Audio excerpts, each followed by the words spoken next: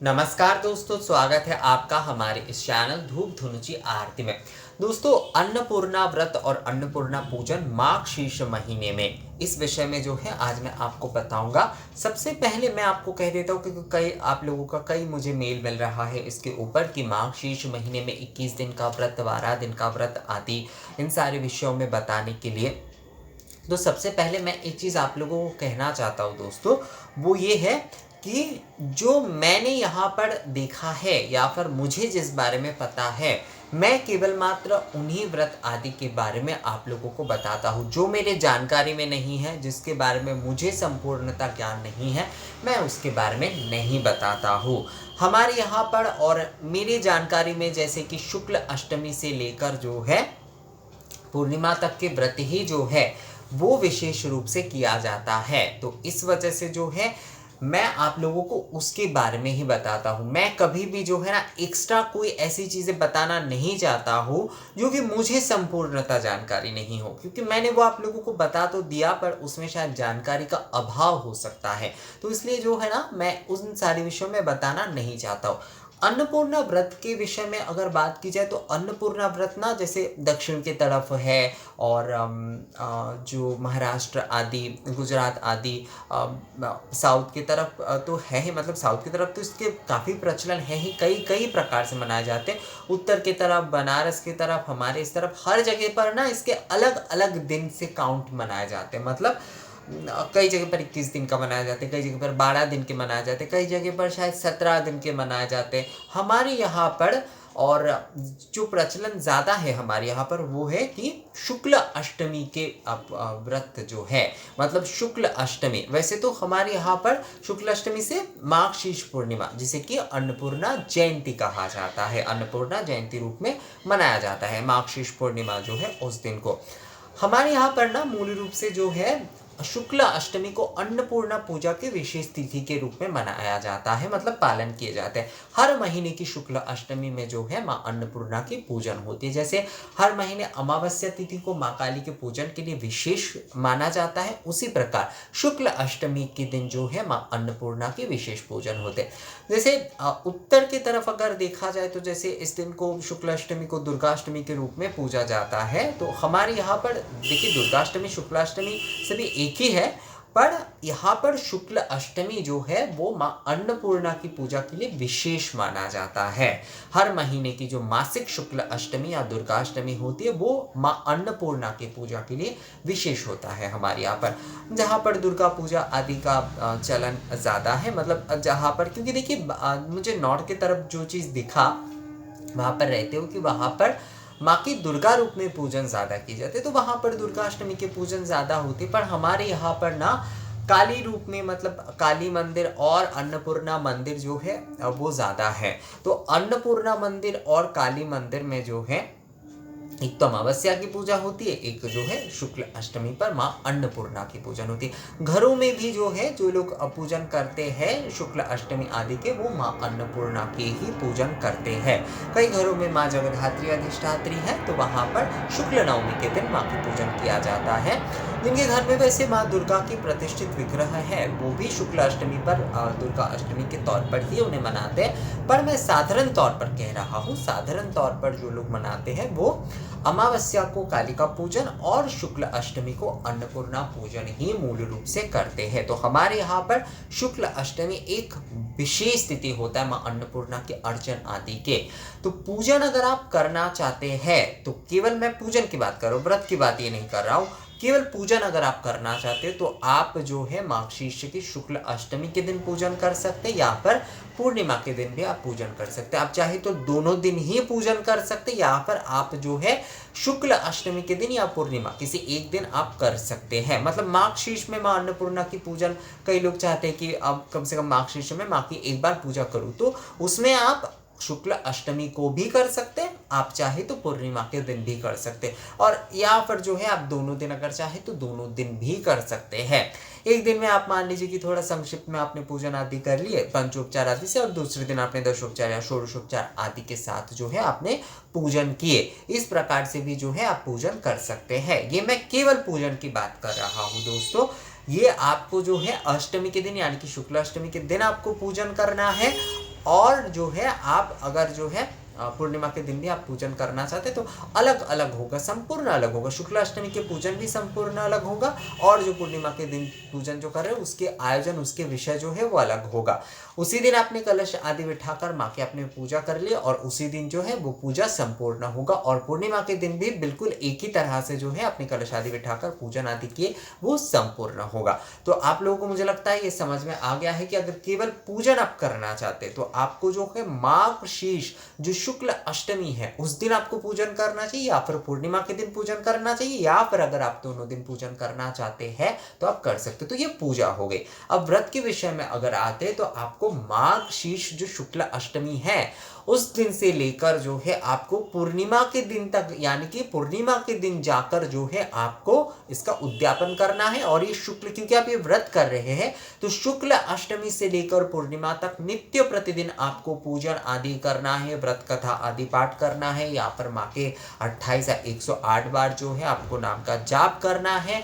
माँ के आरती आदि जो है वो नित्य होगा, वो नित्य होगा। पूजा में क्या है, पूजा में केवल मात्र आपको शुक्ल अष्टमी के दिन आप कर रहे हैं, आप जो है पूर्णिमा के दिन कर रहे हैं। पर व्रत जब कर रहे हैं आप तो शुक्ल अष्टमी से शुरू होकर जो है पूर्णिमा तक ये चलेगा। पूर्णिमा के दिन जाकर जो है आपको उद्यापन आदि करना है। कई लोग कन्या पूजन आदि करना चाहते हैं, कन्या पूजन आदि जो है आपको उसी दिन करना है। 8 कन्याओं को कई लोग खिलाते हैं, अन्नपूर्णा रूप में माँ की सेवा आदि करते हैं उस दिन जो है।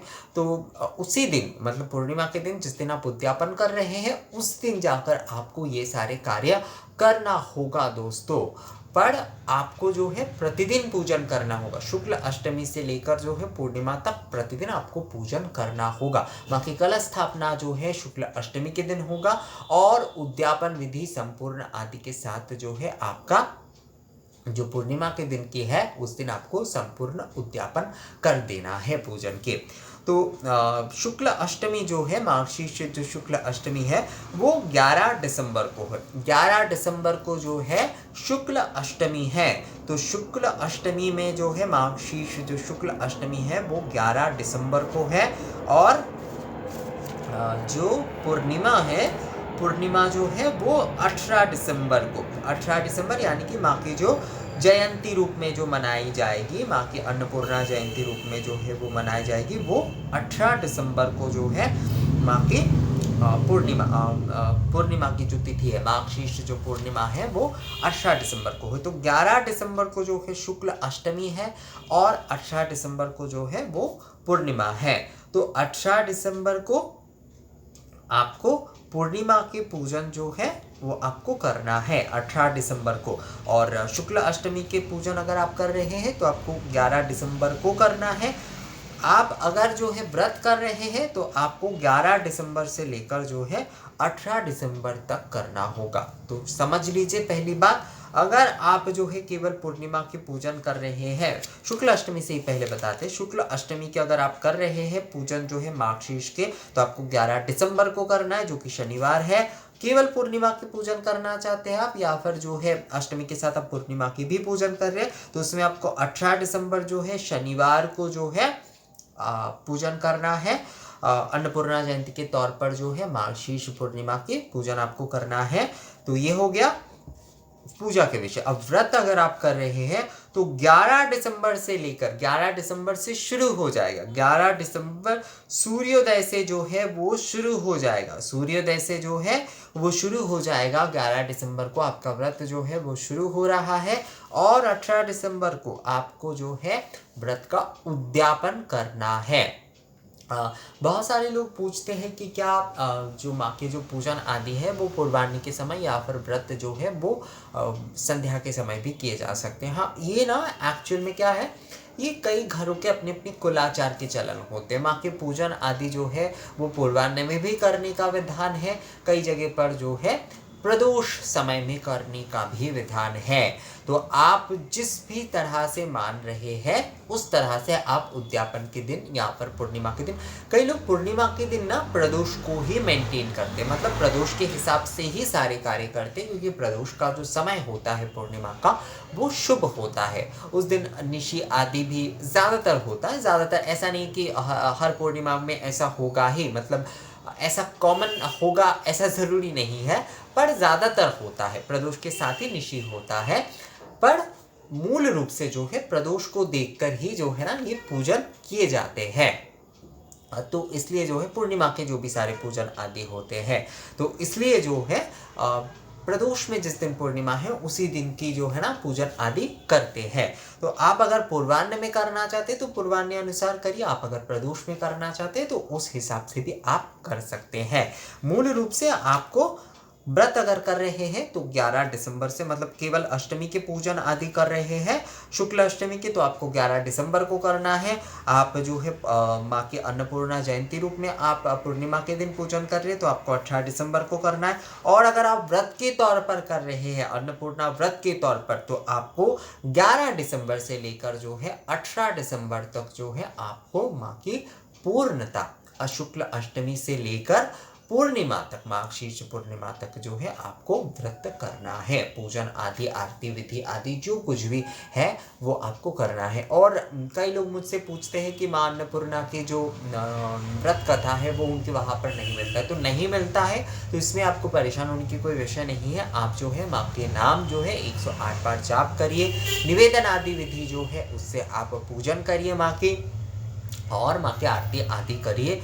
ये ही बहुत बड़ी बात है दोस्तों। व्रत कथा हर जगह पर वैसे मिलना थोड़ा मुश्किल होता है।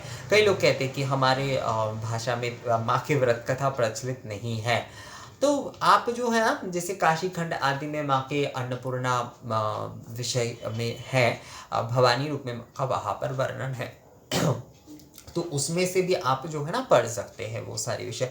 यहाँ पर माँ की 108 बार आप जाप कर लीजिए, माँ की आरती आदि कर लीजिए, वही जो है बहुत अच्छा रहेगा। व्रत के समय आप 3 बार माँ की आरती आदि करते हैं, पूजन आदि करते हैं, तो वही सबसे बेहतर होता है दोस्तों, अगर आपको व्रत कथा आदि नहीं मिल रहा है। और बहुत सारे लोग सोचते हैं कि व्रत कथा अगर नहीं पढ़ेंगे तो हमारे व्रत जो है वो असंपूर्ण रह जाएगा। ऐसा नहीं है, ऐसा नहीं है कि उससे असंपूर्ण रह जाएगा। क्या होता है कि व्रत जब हम करते हैं ना तो ऐसा विषय होता है कि व्रत के बारे में, माँ के विषय में जो है हमें ज्ञान मिले। हम शायद साल भर उन सारी चीज़ों का, जैसे मान लीजिए दुर्गा सप्तशती हम साल भर नहीं पढ़ते हैं, पर नवरात्रियों के समय हम पढ़ते हैं, क्योंकि उसका जो ज्ञान है, कम से कम ये नियम इसीलिए बना है कि कम से कम आपको जो है ना नियम अनुसार आपको नवरात्रि में पढ़ना ही है, ताकि उसके जो अंतर्निहित ज्ञान है, उसके अंतर्निहित जो विषय है वो आपको कम से कम उन दिनों में पढ़ने से आपको जो है ना मिले। तो यही विषय है, तो व्रत कथा पढ़ने का भी विषय वही है। तो आपको अगर नहीं मिलता है कोई बात नहीं, आप 108 बार या 28 बार माँ का नाम जप करके माँ की पूजन आदि आरती आदि करिए दोस्तों। तो मुझे लगता है आपको व्रत के बारे में और पूजन के बारे में समझ में आ गया है कि 11 दिसंबर को जो है शुक्ल अष्टमी है, और जो है 18 दिसंबर को जो है अन्नपूर्णा जयंती यानी कि माघ शीर्ष जो है पूर्णिमा है। तो माघ शीर्ष शुक्ल अष्टमी 11 दिसंबर और माघ शीर्ष पूर्णिमा 18 दिसंबर को है, और व्रत जो है वो 11 दिसंबर से शुरू होकर 18 दिसंबर तक चलेगा। तो दोस्तों ये वीडियो आप लोगों को कैसा लगा मुझे कमेंट्स करके ज़रूर बताइएगा। अगर ये वीडियो अच्छा लगा है तो इसे लाइक और शेयर ज़रूर कर दीजिएगा। मिलते हैं आपसे अगली वीडियो में, तब तक के लिए नमस्कार।